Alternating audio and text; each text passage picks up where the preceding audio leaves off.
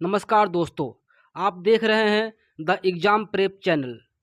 आज हम बात करेंगे ईरान में जारी व्यापक विरोध प्रदर्शनों की, जो कि देश के इतिहास में सबसे बड़े अस्थिरता संकट में बदल गए हैं।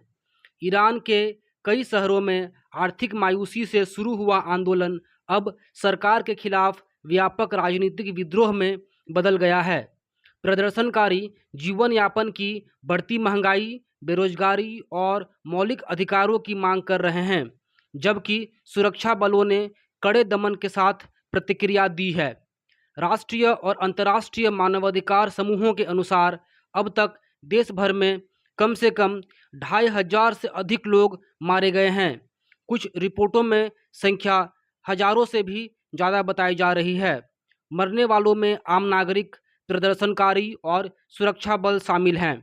सरकारी आंकड़े कम बताते हैं, लेकिन कई स्वतंत्र संगठनों का कहना है कि यह अब तक के सबसे घातक दमन में से एक है। सरकार ने विरोध को दबाने के लिए लगभग देशव्यापी इंटरनेट ब्लैकआउट लागू कर रखा है, जिससे लोगों का संचार और खबरों का आदान प्रदान बेहद सीमित हो गया है।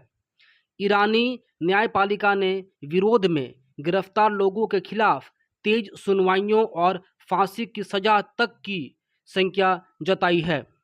इसी कड़ी में 26 वर्ष के एक प्रदर्शनकारी इरफान सुल्तानी को फांसी की सजा सुनाई गई है, जिसे वैश्विक मानवाधिकार संगठनों ने गंभीर चिंता का विषय बताया है।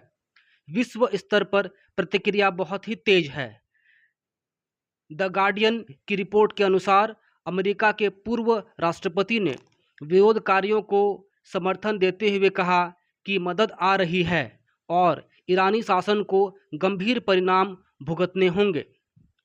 द गार्डियन की एक और रिपोर्ट के अनुसार यूनाइटेड किंगडम, यूरोपीय संघ और कई अन्य देशों ने नए प्रतिबंधों की घोषणा की है, ईरानी अधिकारियों पर दबाव बढ़ाने के लिए।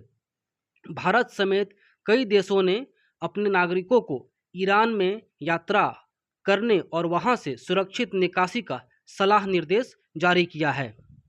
प्रदर्शन शुरू आर्थिक मुद्दों के कारण हुए, पर अब यह व्यापक राजनीतिक और सामाजिक सुधार की मांग बन चुका है, जिसमें शासन बदलने, मौलिक आज़ादियां सुनिश्चित करने और भ्रष्टाचार के खिलाफ कड़े कदम उठाने की आवाज़ शामिल है। ईरान में जारी विरोध अब केवल स्थानीय मुद्दा नहीं रहा, यह राष्ट्रीय असंतोष और वैश्विक राजनीति का केंद्र बन चुका है। मानवाधिकार समूह, अन्य राष्ट्र और अंतर्राष्ट्रीय संस्थाएं हिंसा को रोकने और संवाद स्थापित करने का आग्रह कर रही हैं। हालात के भविष्य को लेकर अटकलें तेज हैं, लेकिन आज का हाल यह है कि देश में अस्थिरता और तनाव चरम पर है।